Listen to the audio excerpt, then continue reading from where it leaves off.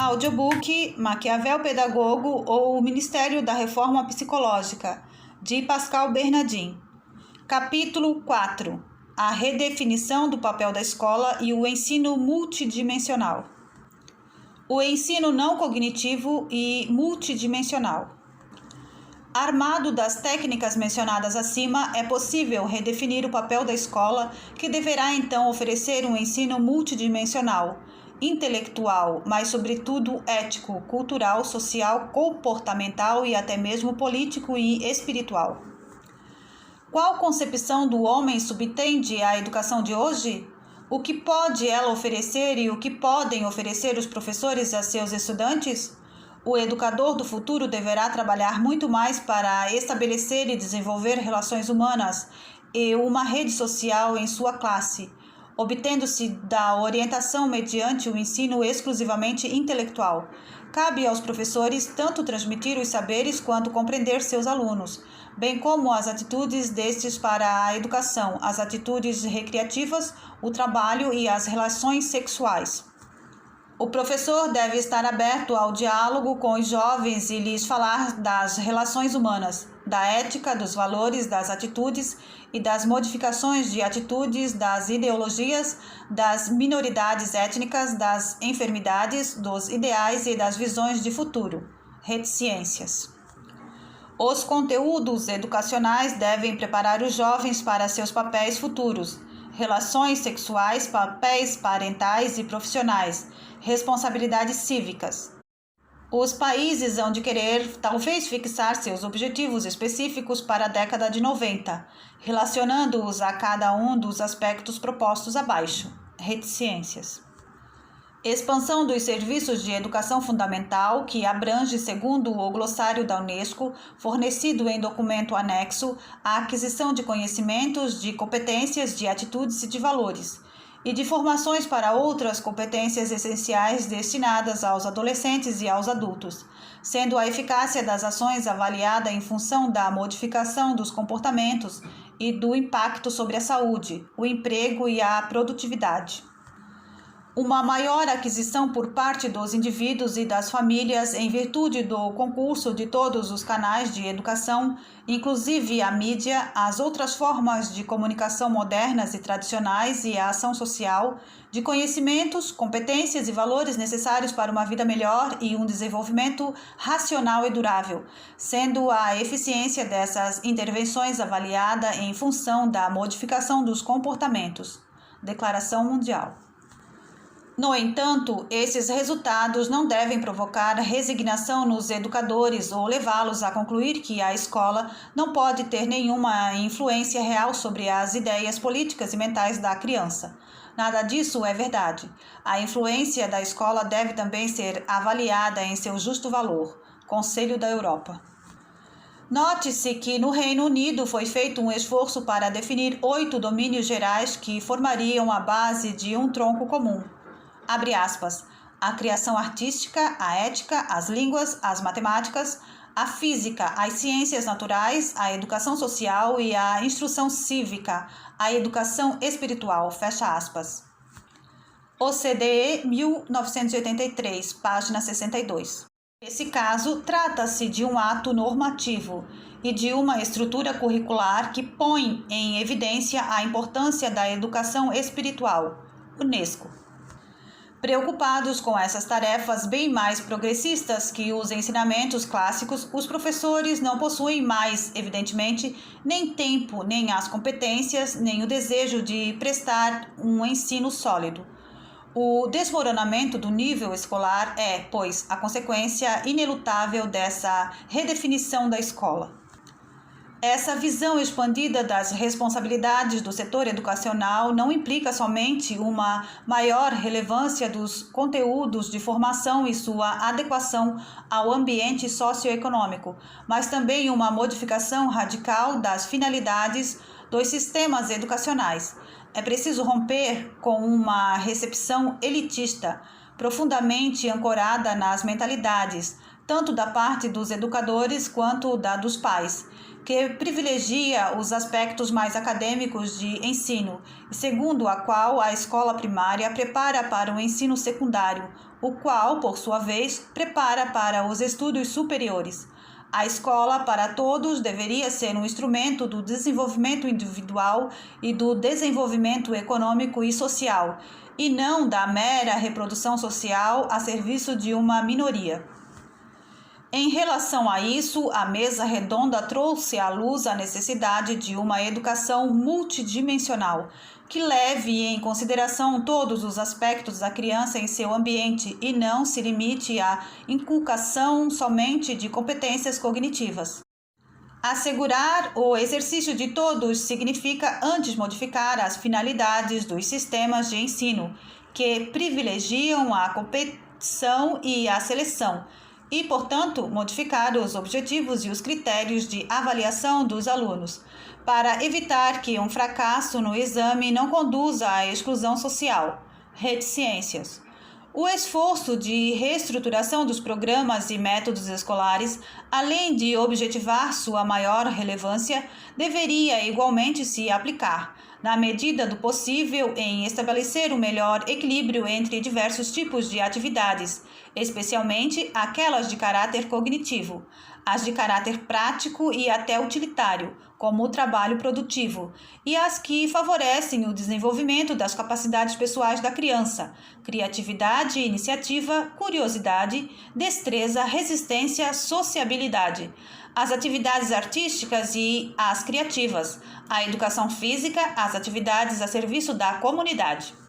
Fazer com que o aluno possa encontrar sucesso numa dada atividade e assim multiplicar as formas de excelência é uma condição essencial para provocar na criança uma atitude positiva para com a instituição escolar, fornecer-lhe uma motivação e, desse modo, aumentar suas chances de êxito.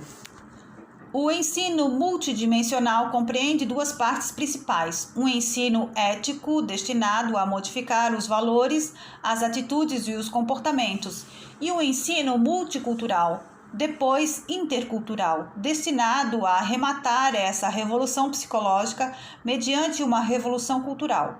Detalharemos esses tipos de ensino nos 2 capítulos seguintes. Ensino acadêmico versus aprendizado social. Os professores e administradores de todas as categorias e de todos os níveis deveriam estar conscientes do papel que exercem no sistema educacional atual e futuro.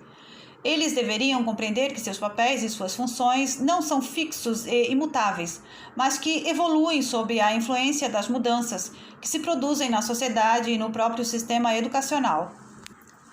Apesar da diversidade dos sistemas educacionais e das disposições que concernem a formação dos professores no mundo, há uma necessidade geral de um exame nacional cuidadoso e inovador, conduzido de maneira realista das funções e tarefas atribuídas aos professores, em termos de política e legislação nacional. Tais análises em nível nacional, conduzidas com a participação dos próprios professores, engajamento, deveriam levar à criação de perfis profissionais e educacionais como uma clara definição dos papéis e funções que a sociedade lhes assinala. Medidas deveriam ser tomadas para assegurar que sejam atendidas as condições necessárias a que os atuais e os futuros professores estejam conscientes das mudanças em seu papel e estejam preparados para esses novos papéis e funções. O professor está hoje cada vez mais engajado na execução de novos procedimentos educacionais, explorando todos os recursos dos meios e métodos educacionais modernos. Ele é um educador e um conselheiro que tenta desenvolver as capacidades de seus alunos e alargar seus centros de interesses, e não uma simples fonte de informação ou um transmissor do saber. O professor atua em um papel fundamental ao dar aos seus alunos uma visão científica do mundo. Uma vez que o papel da escola não mais esteja limitado à instrução, deve então o professor, além de suas obrigações ligadas à escola, assumir mais responsabilidades em colaboração com outros agentes de educação da comunidade, a fim de preparar os jovens para a vida em comunidade, a vida familiar, as atividades de produção e etc. O professor deveria ter mais possibilidades de se engajar em atividades no exterior da escola e fora do currículo, de guiar e de aconselhar os alunos e seus pais e de organizar as atividades de seus alunos durante o lazer. C. Os professores deveriam estar conscientes do papel importante que são chamados a exercer nas comunidades locais como profissionais e cidadãos, como agentes de desenvolvimento e de mudança, e lhes deveriam ser oferecidas as possibilidades de desempenhar esse papel. UNESCO. Naturalmente, essas ideias fizeram eco na França. Louis Legrand, instigador da Revolução Pedagógica Francesa, professor de Ciências da Educação na Universidade de Strasbourg, antigo diretor do Instituto Nacional de Pesquisa Pedagógica e autor de um relatório ao ministro da Educação da França intitulado Por um Colégio Democrático, teve uma profunda influência sobre o sistema educacional francês, escrevia: Basil Bernstein chama código de série um sistema de relações essencialmente hierárquicas entre os parceiros. Nesse sistema, o mais propalado na Europa continental, o educador está só em face do grupo de alunos que lhe é confiado. Ele fundamenta seu ensino sobre os programas e instruções nacionais, fundamentados eles mesmos sobre as disciplinas universitárias de referência. Essas disciplinas universitárias fundamentam, por sua vez, a legitimidade dos educadores na medida em que estes adquiriram diplomas, justificando sua competência em suas disciplinas, reticências. Em oposição a esse sistema geralmente propalado na Europa continental, define-se que o Bernstein chama de código integrado. Em um sistema educacional regido por esse código, o essencial é a comunidade de base que define livremente e localmente suas normas e seus regulamentos. O essencial aqui não são mais as disciplinas universitárias e sua tradução para os diferentes níveis de ensino, mas o próprio aprendiz e as condições de um aprendizado a partir de sua experiência própria.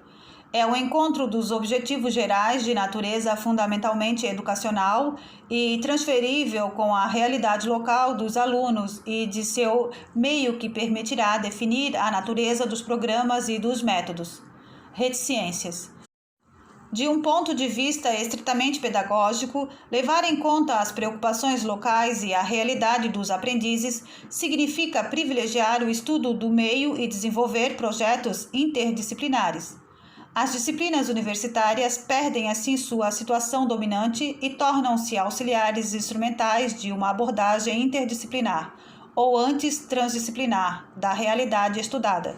Mas, ao mesmo tempo, os critérios de avaliação se subescurecem na medida em que esse tipo de estudo temático privilegia o trabalho de equipe e objetivos afetivos dificilmente avaliáveis. Esse aspecto, que poderá ser considerado como negativo, tem consequências sobre a estrutura da escola. A seleção tende a desaparecer em proveito de um ensino bastante individualizado, introduzido recentemente sob a forma de módulos nos liceus e de ciclos no primário. Em grupos de idade heterogêneas, ciclos agrupando diversas classes no primário, o essencial sendo aqui a formação social e a ausência de segregação. Além disso, as normas se acham necessariamente relativizadas, a fim de considerar a natureza da população escolar acolhida em sua totalidade. Mas os pais julgam esses ensinos não cognitivos em seu justo valor e sabem que as reformas em curso penalizarão suas crianças, que chegarão à idade adulta desprovidas de recursos culturais. Compreende-se sem dificuldade que eles se ergam contra esse aviltamento dos indivíduos e da educação que, longe de ser democrática, priva as camadas mais humildes de toda a perspectiva de emancipação intelectual e social, enquanto reforça mais e mais as facilidades financeiras e intelectuais que possuem as camadas superiores para instruir suas crianças. Abre aspas. Frequentemente, faz-se necessário sustentar a ação dos pais e da comunidade através de uma informação permanente e de atividades de formação, pois a intervenção das famílias no âmbito que elas não dominam pode se revelar nefasta. Em um país africano onde a instrução do trabalho produtivo havia conduzido a um modo de avaliação multidimensional favorável ao sucesso dos alunos, os pais, habituados a uma seleção orientada pelo fracasso, exigiram o retorno ao exame tradicional que privilegiava o cognitivo, menos favorável às suas crianças. Fecha aspas. Unesco.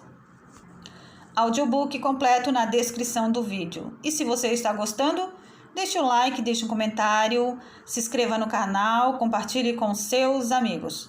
Gratidão a todos.